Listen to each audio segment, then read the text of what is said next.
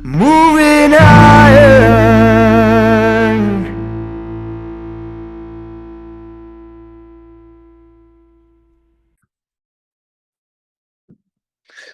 Hello and welcome to Moving Iron Podcast number 309. This is just Moving Iron Podcast is brought to you by these great sponsors.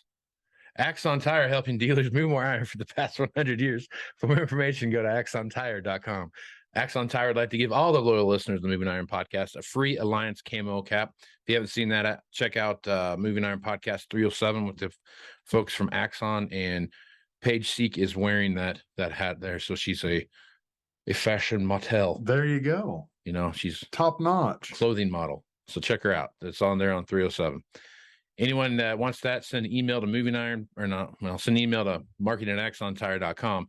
And if you want the other free gifts they're giving away, send me an email at MovingIronPodcast@MovingIronPodcast.com, and they will give $50 off the registration to the first 150 people that sign up for the Moving Iron Summit coming up here in Nashville, Tennessee, September 11th through the 13th, 2023.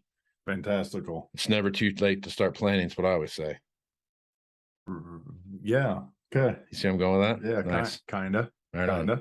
So if you're interested in do that, send an email to marketing@axontire.com for the Alliance baseball cap, and send me an email at Moving Iron Podcast if you want to save money. There you go. Right on. Valley Transportation has been hauling ag and construction equipment across the country for the past 33 years. Call Parker at 800-657-4910 for all your trucking needs.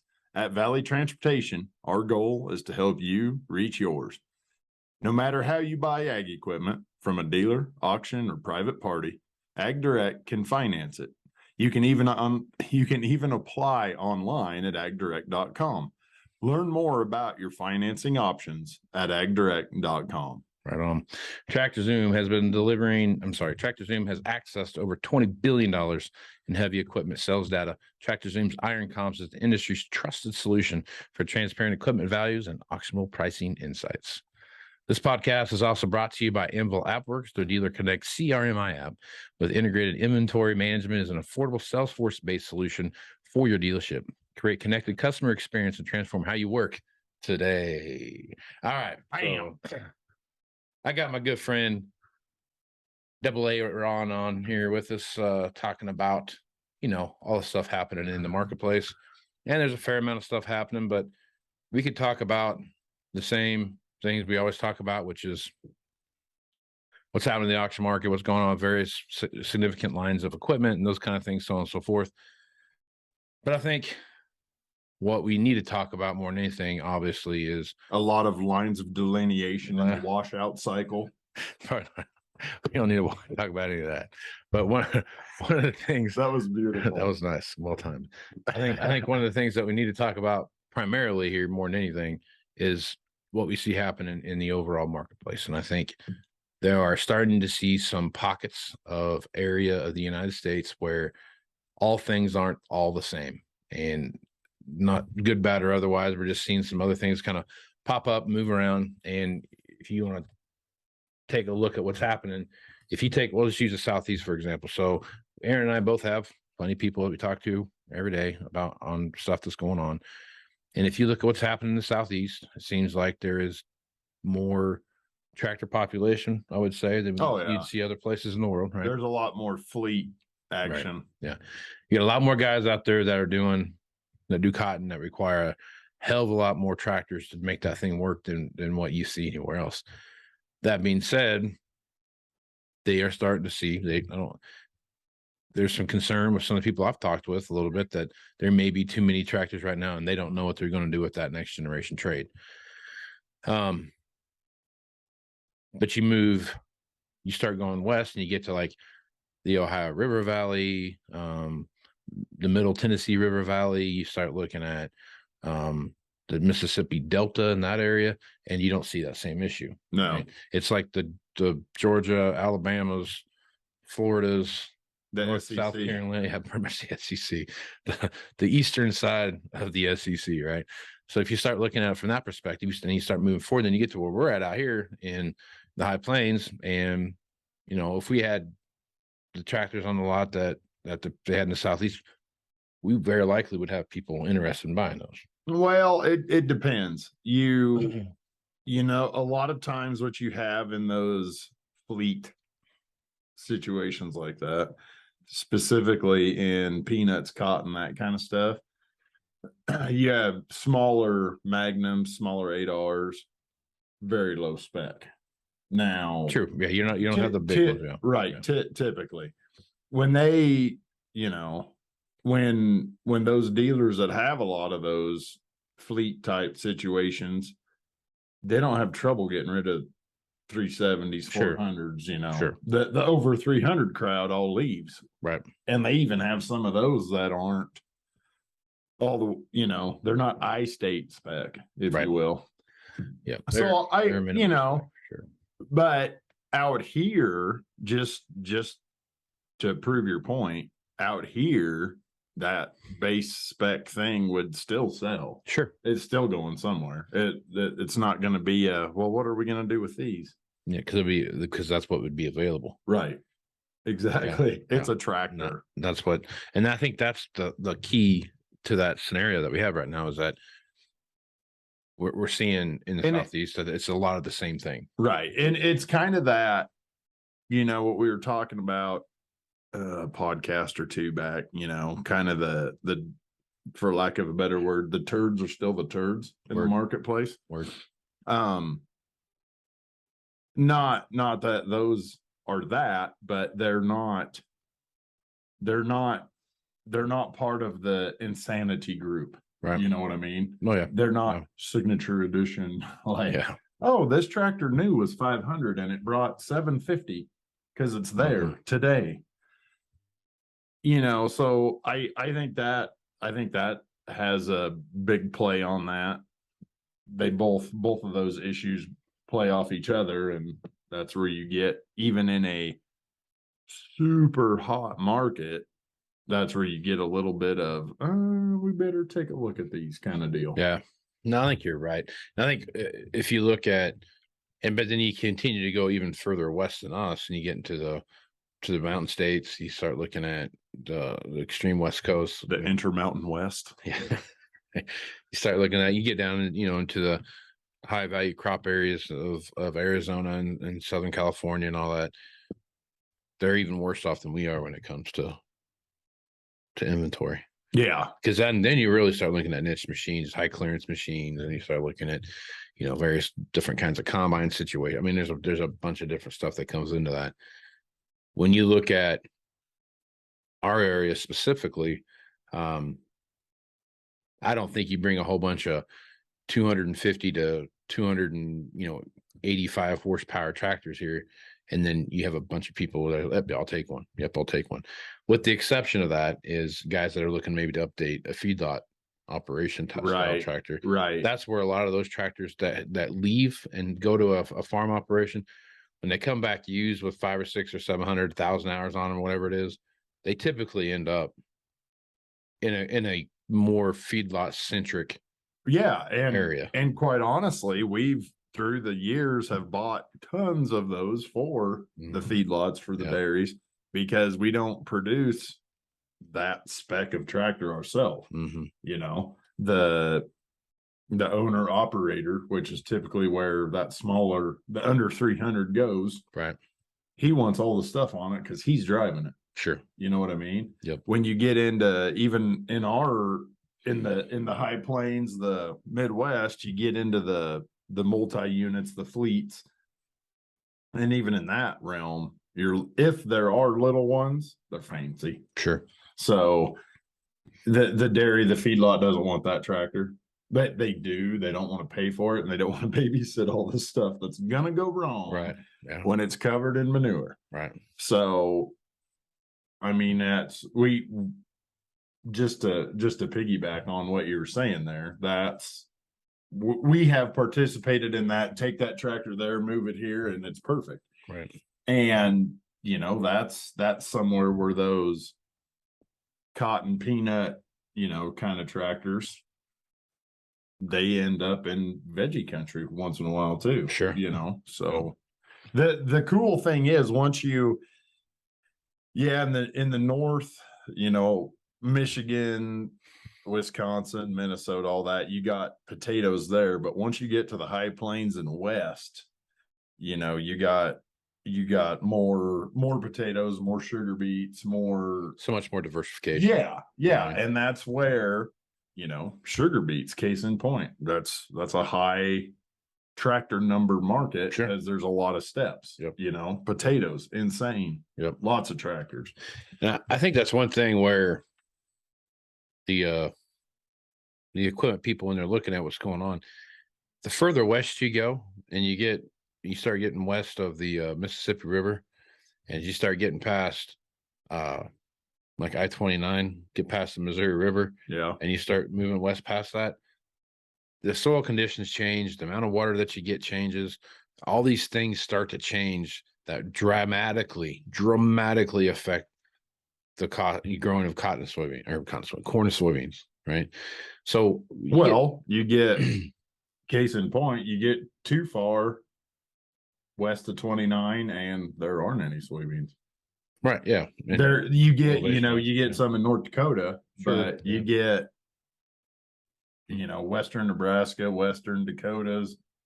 There's not, you run out of soybeans when you hit mountain time zone. Pretty much. Yeah, pretty much. But you start looking at the diversification in those areas. Right.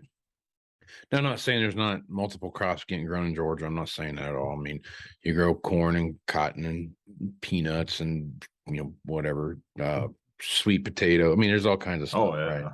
All kinds of stuff that you're growing. Tons of stuff. What I'm saying is that the common number of crops that a farmer grows in the areas that we live in is, I mean, you got guys that'll do alfalfa, some pivots of alfalfa. They'll have cattle, they'll have corn, edible beans, sugar beets. You'll see, I mean, the list just goes on and on and on. And there's all kinds of stuff. Chickpea, I mean, you name it, there's all kinds of things there. And each one of those crops, I mean, obviously they have the same, they have planter, tractor, you got a combine, you got whatever it is that you're using to harvest. But it just seems like the need for multi-level horsepower tractors is more abundant here west than you see some other places. Yeah. Because you have a place on the farm for a 600 power horse four-wheel drive. Yeah. You'll have a 300 horsepower row crop. You might have a 250 horsepower tractor using a row crop situation, or that's also a loader tractor. That's also what I mean. Yeah. So now you start looking at that. So that the diversification of equipment that you start seeing out here, just because of the needs that you see out here for guys to make a living farming is different than what it is in other places. Right. You have so many different things that you have going. Oh, absolutely. So I think that need for the diversification of equipment, horsepower, I mean, just whatever it is. I mean, bigger isn't always better, so there's a lot of things where you might see, your tillage piece, your primary tillage piece might be 35 foot wide, but you have some secondary tillage pieces that might be, 50 feet wide, 60, depending on what it is, so there's some situations there. And again, not that there's not diversification east of here, because there is plenty of diversification, but that diversification tends to evolve around corn, soybeans, cattle, and hogs. Right. Cattles. That's cattles. That's plural, right. Well, sometimes you have cattle. It's the cattles. It is. It's the cattles. I'm going to go out and feed my cattles here. So anyway, but that's the four things that typically revolves around. And it's not, here it's cattle. And then about you could even drill that down into just corn and soybeans, because the amount of cattle to the east is, yes, there's plenty there, and lots of I-state guys feed, but they're far lower numbers that way than the high plains west. Right. And that being the case, there's hogs all over. Sure. But that's where your corn and soybeans takes over. I mean, that's a feed right off of that. So if your corn and soybeans aren't going anywhere market wise, the piggies probably aren't eating when you get to that direct, correlation. Sure. Yep. Yeah. And I think I think, yeah. So you start looking at where things are at. So now long story short is here, we're seeing a buildup of tractors in the Southeast, and we're starting to see that slowly tick across the United States. And even in Canada, we're starting to see some of that too. So when you're looking at, but here's an argument being Okay. being the used, get rid of this guy. Is there really a problem, or is there just a problem with the ridiculous pricing levels we're at right now? well, I mean, that's the same argument. It's a timeless argument. You know what I mean? The argument, I mean, the same guy was saying the same thing. I can't believe I'm paying $250,000 for a used tractor. No, I don't mean it that way. I mean, like, You mean like the narrowing of the customer base? no. I'm talking about we got too many tractors. Well, sharpen your pencil a little bit and you won't. That's what I'm getting at. Oh yeah, I see what you're saying. Well, I mean, yeah, to some extent. I think one of the bigger issues that we see with equipment piling up, or whatever you want to call it, is simply that the front end of the washout cycle is just crammed full, 1 and 2 year old machines. That's what's coming in right now. Right. There's not that, and you got to go find the 3 to 5 year old stuff. You got to go find the whatever the 6 to 10 year old stuff. And you got to go find, yeah, the 3 to 5. That's the sweet spot. Right. And so If you to can get keep to 3 to that 5, to get to 3 to 5 year old stuff, you've got to have a good amount of stuff out there for, the overarching stuff that you see on the washout side. I mean, right. if it's all on one side, it's no different we've seen in the past. Difference here is we don't have the backflow of stuff coming in. So to answer your question, probably some of the issues that we're seeing with some of the stuff might be that, but I think a lot of it too has to do with the time of year. I think that has something to do with it. We've got guys that are looking at what's my year end look like. Yeah. So everyone's pretty well done with harvest right now. And I'm pretty well like, I got 7 days to go, or I've got, right. They know where they're at. Right. They pretty well know what they've got. So now they're going to start having those conversations about, hey, this is where I'm looking at, stuff put together, go hit up the accountant. And then all of a sudden we have the same conversation every year. Oh man, this stuff's kind of slow moving, blah, blah, blah. And all of a sudden takes off and runs. Right. We have what, 60 days here? Well, no, I guess we don't have that much. We don't. 45 days pretty much, because what's today? Today's the 20th. So today's 22nd. So you got like 40. Yeah. 40 days. About 40 days to go. So which means 30 days. Right. Don't shit yourself. So I mean, but a lot of that stuff too is what's driving some of the stuff more than anything is just what's available. Right. And a lot of stuff's just not available right now. Yeah. So I think if you're looking at that stuff, then you start looking at combines, you start looking at all these other stuff, forage harvesters, you start looking at those kind of things. I mean, the volume of combines right now is about 1/3 of what it was a year ago, right? The number of combines on the marketplace. Still a lot of combines, but that goes back to that same thing I just said earlier.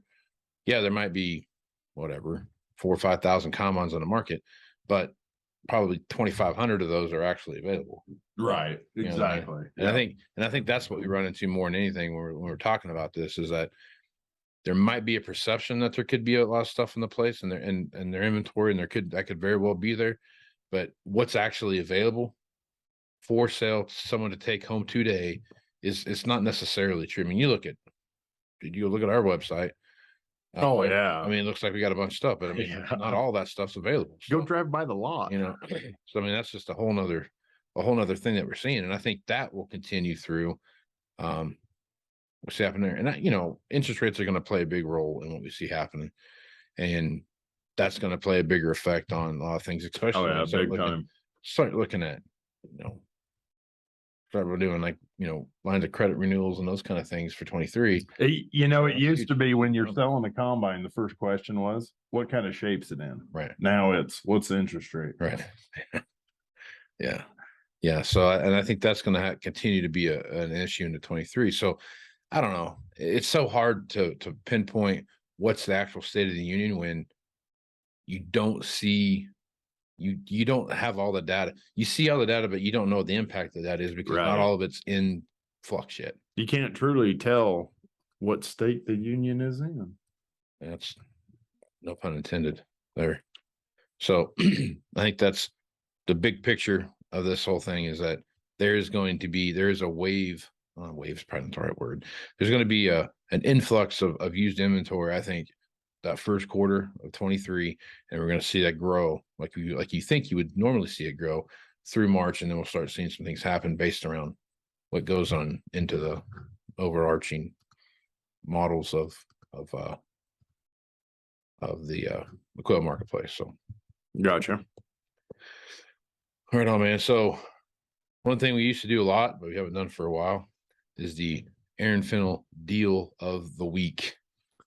Anything out there that you're pimping right now? Lots of combines. Okay. Combines and choppers. Combines and choppers. I got a R45 sprayer.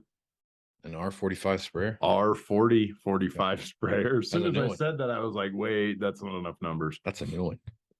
Yeah, that'd be like a It's 4.5 foot boom. That's Yeah. what 45 stands for. Yeah, it's autonomous. But it's a nice sprayer. It's on Twitter. You can catch it out there. Lots of combines on Twitter, choppers on there, couple planters here and there. So the Twitterverse has been fairly active yet again. Right. Had to blow on it like a Nintendo game back in the day to get it to work again. Right. It's like, I don't know how to do this. What do I do with my hands? So where do they find that stuff on the Tweeterverse? Well, you can reach me on Twitter at Arron Fintel. Also on Facebook, you can reach me there. Call me, text me, 308-760-1193. You find them on the LinkedIn as well. Yes, the LinkedIn, correct. Yep. I always say if you're going to be linked, you might as well be linked. Whether you're in or out, you're linked. That's right. Yep. You can always find a cool way to do this. Looks like I have some technical difficulties here at the video, so we're just going to let it ride. There you go. You can find me. I'm Casey Seymour. You can find me at Facebook, Twitter, and Instagram at Moving Iron LLC. You can go to LinkedIn at Moving Iron Podcast, and you can find the video version of this, which is questionable right now, at the Moving Iron Podcast YouTube channel, which is the Moving Iron Podcast YouTube channel. Is what's called. Super. I mean, I've been creative about a lot of things in my life. That was probably my best work. Well, you knocked it out of the park with that one. Yeah. So check that one out there. Go to Moving Iron LLC for everything Moving Iron related, and you can find all the information out there about anything you want to find that is Moving Iron related at MovingIronLLC.com. So with that, I am Casey Seymour with my boy, Arron Fintel. Happy Thanksgiving, everybody. Smooth Smart out. Moving iron in the 21st century. Hard work.